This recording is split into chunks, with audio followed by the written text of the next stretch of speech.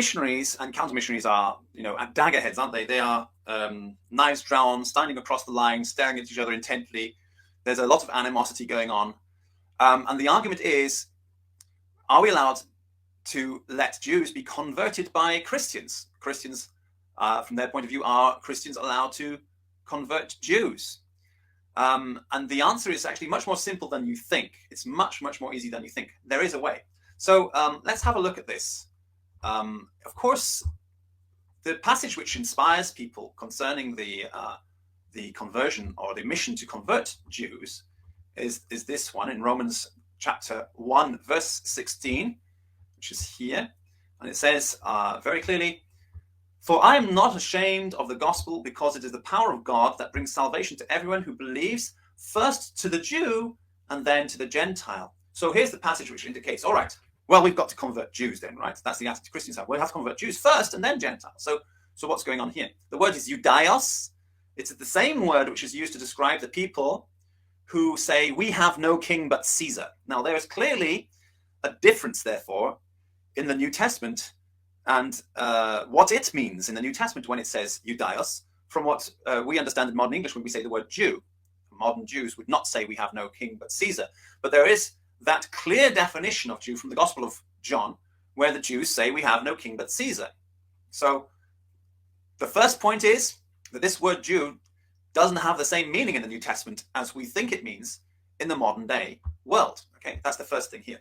But we do have something. I mean, the fundamental idea is that this is an ethnic kind of person who's calling themselves Jewish. I'm ethnically Jewish, for example. Somebody could say, I'm ethnically Jewish. I'm an ethnic Jew. I'm not religiously Jewish. I don't know anything about Judaism. I'm an ethnic Jew. And, for example, I have no president but Biden, for example. Somebody could say that. I have no king but King Charles, for example. They could say that. They are ethnically Jewish, but they haven't got a clue about their religion. And I think that this is the understanding of the concept given here in the New Testament when we talk about this concept of no king but Caesar. The Jews who have no king but Caesar, they are lost. They are the lost sheep and they need some help. So what kind of help do they get? Well, it depends on this. If you are a missionary, okay, and you're wanting to know how whether you should reach out to this person or not, are you going to cause offense to the Pharisees by reaching out to this person who appears to be Jewish or claims to be Jewish? The answer is very simple. Ask the first question. This is the prime directive, all right? The first question you have to ask, the most important thing, and you have to establish is, do you have halakhic documentation that you are legitimately an Orthodox Jew? That's the question you've got to ask, all right? So there can be cooperation between Christian missionaries and counter-missionaries if you ask this question. The first question you have to ask is, are you documented? Do you have proof, documented proof, solid, documented proof that you are halakhically an Orthodox Jew? If the answer comes back no, then it's open season. Go and convert them. Okay? Go and convert them because they're not going to have an easy time getting back into the synagogue. They may call themselves Jews as much as they like until they're blue in the face. They're not going to be recognized by the synagogue as Jews, and they're not going to get an Orthodox rabbi to write them a documentation saying, here, you're an Orthodox Jew. It's just not going to happen. They won't be able to get married to an Orthodox Jew. They won't be able to have a bar mitzvah if they've missed one. If they're not circumcised, they're not going to be able to get their circumcision. They're not going to be able to be buried. They are not going to be able to be buried in an Orthodox Jewish synagogue. They will not, in a cemetery. They will not get buried in a Jewish cemetery. They will be forever outcast and outside of the community without going through a full conversion to Orthodox Judaism, which is like a 7-year process, and it's not easy. You've got to be seriously interested. You can't just go to a rabbi and say, I'm Jewish, accept me. It's not going to work. So those people who are calling themselves Jews, as a Christian or Muslim missionary, you're going up to them and you want to be doing the right thing in harmony with the Pharisees. The first question you ask them is, if they say they're Jewish, when you say you're Jewish, do you mean an Orthodox Jew? Do you have solid documentation that you are halakhically Jewish according to Orthodox Judaism? And if the answer is no, or I don't even know what that is, then you've probably got open season. If the answer is no, it's open season. You should convert them. If the answer is, I don't know what it is, you should help them out and say, okay, that could be, for example, a marriage certificate, a ketuvah, a Jewish marriage certificate, a halakhically valid Orthodox Jewish marriage certificate between your parents, for example, or proof that your mother or your mother's mother has been buried in a Jewish cemetery, and you have the photograph of their grave, for example, you can prove that that is you through death records. That is your relative. That is your mother's mother or your mother, for example. If you can prove something like that, or you've got other kind of documentation about the bris milah or bris ceremony, or the bar mitzvah ceremony from an Orthodox synagogue for your mother, should be a bat mitzvah for your mother, then you can say this is solid documentation. If they say, no, I don't have any of that, then you have to say to them, you have to break it to them and say, look, I'm sorry to break this to you, but no matter how much you think you're Jewish, the fact of the matter is that Orthodox Judaism does not consider you to be a Jew, and you ought to give up calling yourself a Jew. You're always going to be a Hebrew. Nobody can ever take that Hebrew identity away from you, but you're just not a Jew. Don't kid yourself. Nobody's going to accept you except some cheap second-rate organization which is pretending to be Jewish when it's not. Like, for example, Reformed Judaism, Conservative Judaism, Messianic Judaism. These things are not real. Orthodox Judaism is real. This is the way of the Pharisees. This is what was decreed. They might be surprised and say, hold on a second. Aren't you a Christian missionary? Aren't you supposed to be converting me to Christianity? Why are you using Judaism? Why is Judaism so important to you? You're going to have to say to them, look, Judaism is important to me because Jesus said obey the Pharisees.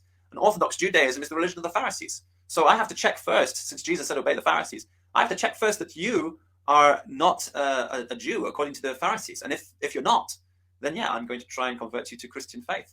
But if you are an Orthodox Jew according to the Pharisees, then you're outside of my jurisdiction. I have no jurisdiction over you, and you're under the jurisdiction of the Pharisees. So I've got to make sure that I'm not guilty of demarcation. I'm a friend of the Pharisees. I'm working in harmony with the Pharisees, hand in hand together, going in the same direction together. You have to say that, and you have to make it clear that you are not an enemy to Judaism, Orthodox Judaism of the Pharisees. There is a clear line of demarcation between your mission and the Orthodox Pharisee mission. And you've got to find out first, whose jurisdiction is this person under?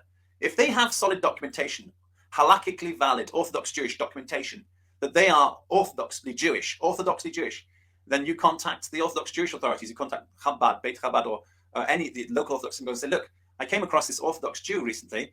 They're not associated with any synagogue. These are their details. I think you should reach out to them. And it is the duty of the Orthodox synagogue to do so, to reach out to them, to try and retrieve them. Okay, it's called kiruv. It's a very important mission. It's exactly what counter missionaries are up to.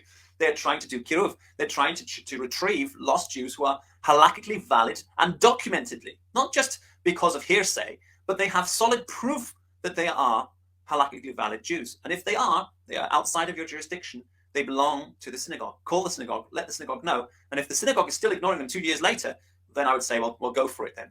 But if because obviously the synagogue hasn't got any care for them, you contacted Beit Chabad or something, nobody's interested in them, then okay, go for it, because better they should have somebody caring for them, looking out for them, than nobody, okay? But the chances are that when you call up the Orthodox Jewish authorities with the details, and give them the details, they will be retrieved. Kiruv is a very important mission for Jews to do. That's what we call counter-missionary.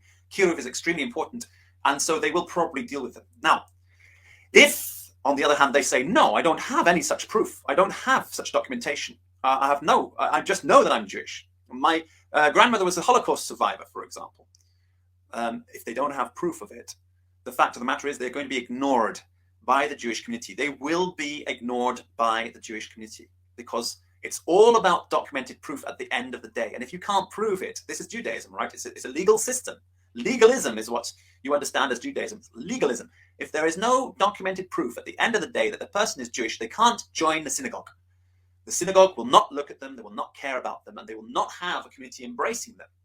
So you need to target them for conversion, because the original purpose of establishing the New Testament, according to our Pharisee traditions, according to Telia, was specifically to save Israel from the people who are calling themselves Jews, but don't have any real solid halakhic proof that they are Jews. They are not really halakhically Jewish. Okay, they are calling themselves Jews, but they're not actually halakhically Jewish, and they can cause a problem for the Jewish community by mixing with them. They can make the community get less and less holy. They can make the community get more and more secular as time goes by, the more they're interacting with the community. So therefore, they need to be siphoned off. But hey, they believe that they're Jewish. They are Hebrew at the very least. And they do believe in elements of the Bible, the Jewish story. So what, should we just cast them into the pit and say, be done with them, let them become pagans. No, not at all. That's certainly not what Orthodox Judaism wants for such people. It's not that heartless, but we do want them to be cared for somehow. So, and we would like them to be retrieved into some kind of true faith. That would be Noahide Judaism. And therefore, the Messianic Noahide, you have a duty to retrieve that person to Noahide Judaism if they have no proof that they are halakhically Jewish. So the Christian missionary, you can actually work hand in hand with the counter-missionary, with a Jewish counter-missionary whose project is Kiruv. You can work hand in hand with them by siphoning off from the pile all those people who are not halakhically valid as Jews. They don't have proof. They may say, my mother's Jewish, I'm halakhically Jewish. Do you have proof? The answer is no, I don't have any documented proof. They're yours. They don't belong to the Kiruv counter-missionary project, because there's nothing we can do for such people except put them through a conversion process. All right? So unless they have proof, documented proof, that they are halakhically valid as Jews somehow, then you can take them away for the Noahide Judaism. Give them something, because if you don't give them Noahide Judaism and they don't have Jew Judaism, Orthodox Jew Judaism, then they are likely to end up in some kind of cult which calls itself Jewish, even though it's not, i.e. a synagogue of Satan. Yeah, this is what we call the synagogues of Satan. Those groups which call themselves Jews, but they're not Jewish. They're not orthodoxly Jewish. They're not halakhically valid Jewish congregations. So you don't want them to fall into that, right? And so if you have any love in your heart, you're going to have to do something for them. We can't do something for them. You have to do something for them. So they are legitimate targets for conversion. All right, so that's all I have to say about it. If you are interested, repeat